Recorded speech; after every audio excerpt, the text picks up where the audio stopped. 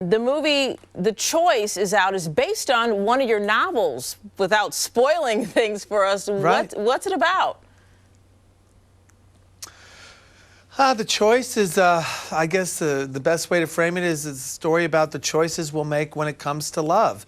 And just when we think we have things figured out, life throws us curveballs, and all these curveballs always lead to even more choices.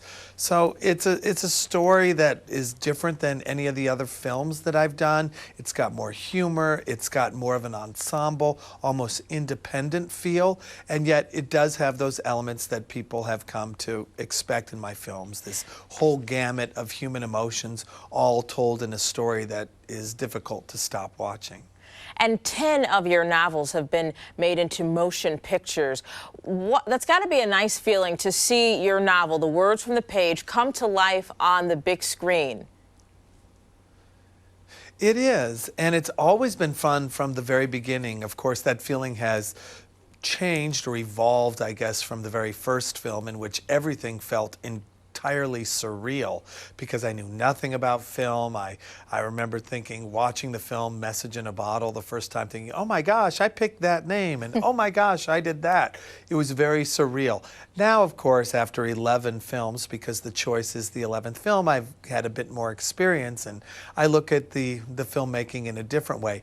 And yet, with all of that said, it's just as wonderful as it was in the very beginning, especially when you watch that final cut for the very first time, when you know that this long journey is at an end and the film is everything it can be. It's always a fantastic feeling. Wonderful. I mean, did you ever think that you would be here today to have your novels to have such success, and movies are being made from those novels?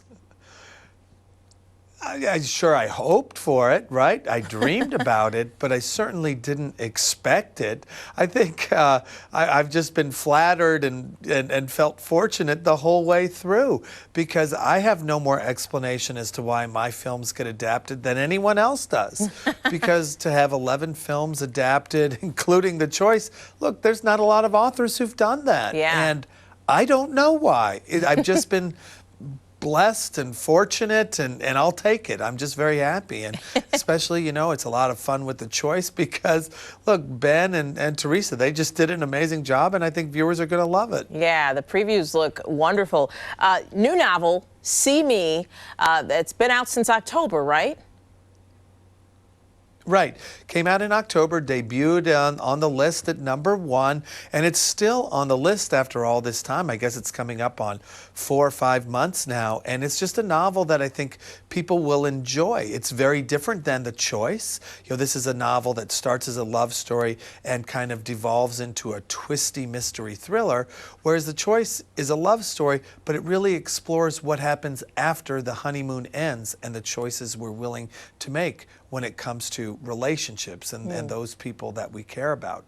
So very different stories. I think one could watch The Choice and read See Me and feel as if they're entirely different stories. I'm hooked already. You have a pattern of relationships, love, romance, choices from the past and the future. Where do you draw on your inspiration? We got 30 seconds. Just tell me quickly, where do you get your inspiration?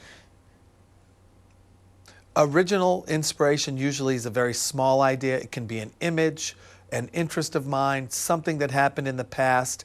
And once I have a tiny idea, I just begin to try on other ideas to bring that original idea to its fullest expression. What age should the characters be? You know, where should it be set? All of those types of things. I try things on. When it feels right, that's when I begin writing. And it works. Again, Nicholas Sparks, thanks for joining us today, and congratulations again on all your success. Thank you, and thank you for having me this morning.